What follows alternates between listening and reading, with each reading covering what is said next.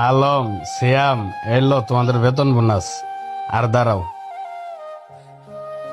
এলো সিয়াম, এটা তুমি বাড়িতে যাওয়ার সময় দুইটা পাঞ্জাবি কিনে লইবা। আমার হাতে যদি সময় থাকতো তাহলে আমি তোমাদের কিনে দিতাম।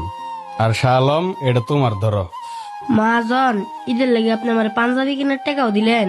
মহাজন সাহেব, আপনি অনেক ভালো লোক। এজন্যই আপনার সাথে আমরা মাসের পর মাস, বছরের পর বছর কাজ করি, আপনার ছেড়ে যাই না। আচ্ছা শালম, বাদ দাও। আর শোনো, তোমরা দুইজন এখনই রওনা দাও। ঈদের আছে মাত্র 2 দিন। কারণ তোমরা এই মার্কেট করবা, আবার বাড়ির যাইবা, অনেক সময়ের ব্যাপার। ঈদের আগে তো আর বাড়ির যাই পৌঁছাইতে হইব। বাপ মার লগে ঈদ করবা। তোমরা এক কাজ করো, আজকে রওনা দাও, যাও। তোমাদের আর আজকে কাজ করতে হইব না। আচ্ছা মহাজন সাহেব, দোয়া করেন আমরা যেন সুস্থভাবে সুন্দরভাবে বাড়িতে পৌঁছাইতে পারি। আচ্ছা শালম, সিয়াম, তোমরা দুজন তাইলে যাও। বাড়িতে গিয়ে বাবা মার সাথে ভালোভাবে ঈদ করো। আচ্ছা মহাজন। আচ্ছা মহাজন।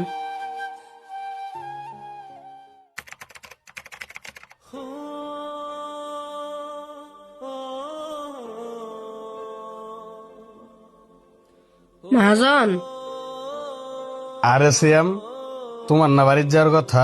তুমি বাড়িতে যাও নাই? না মহাজন, আমি বাড়িতে যাই নাই। আরে তুমি বাড়িতে যাও নাই মানে?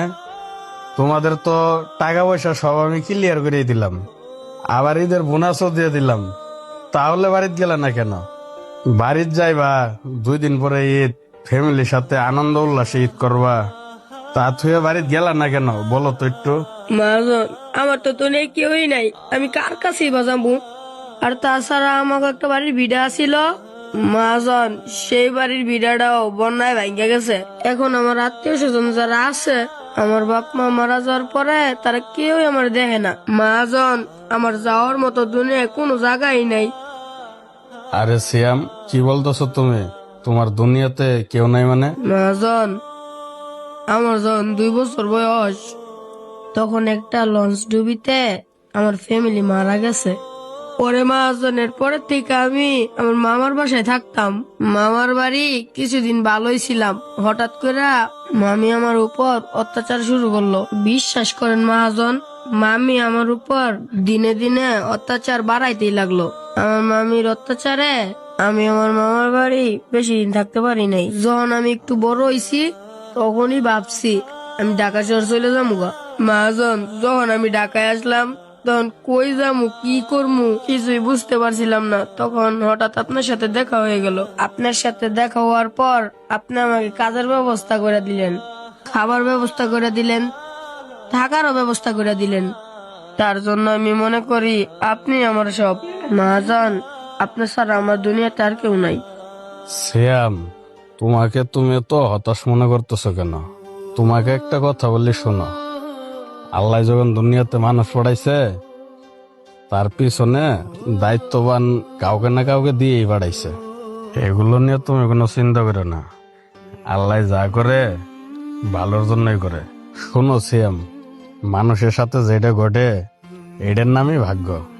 তুমি দেখো, কত লোক ঈদে বাড়িতে যাইতেছে, কিন্তু তুমি যে যাইবা, তোমার বাড়ি নাই, তোমার আত্মীয় স্বজন নাই, বাপ মা নাই, কেউ নাই।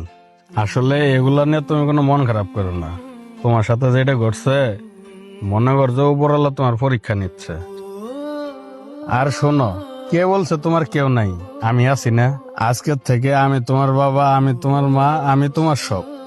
তোমার আর কোনো টেনশন নাই। তুমি আমার সাথে ঈদ করবা, আমার বাড়িতে থাকবা, আমার বাড়িতেই খাইবা। কি কইছি সিয়াম, বুঝতে পারছো? তোমার মন খারাপ করে থাকুন যাইতো না।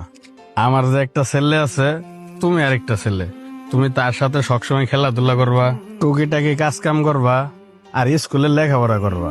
কি বলতেছেন মহাজন? আমি আপনার সাথে থাকমু, আপনার সাথেই খামু। আমি খুশিতে চোখের পানি ধরে রাখতে পারতাছি না।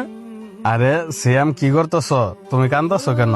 শোনো, আনন্দে কি কেউ কান্দে পাগল? আচ্ছা শোনো, তোমার নে মার্কেটে যাম। আগে তোমাকে মার্কেট করে এনে দেই, তারপর আমার ছেলের সাথে তোমরা দুজনে মিলে ঈদ করবা, ঠিক আছে? চলো। আচ্ছা মহাজন, চলেন। আচ্ছা চলো। হ্যালো বন্ধুরা, আমাদের প্রিয় নবী হযরত মুহাম্মদ সাল্লাল্লাহু আলাইহি সাল্লাম নিজেও এতিম ছিলেন, আর তিনি এতিমদেরকে অনেক ভালোবাসতেন। আপনারা যদি এতিমদেরকে ভালোবাসেন, অবশ্যই এই ভিডিওটি শেয়ার করে দিবেন। ধন্যবাদ সবাইকে।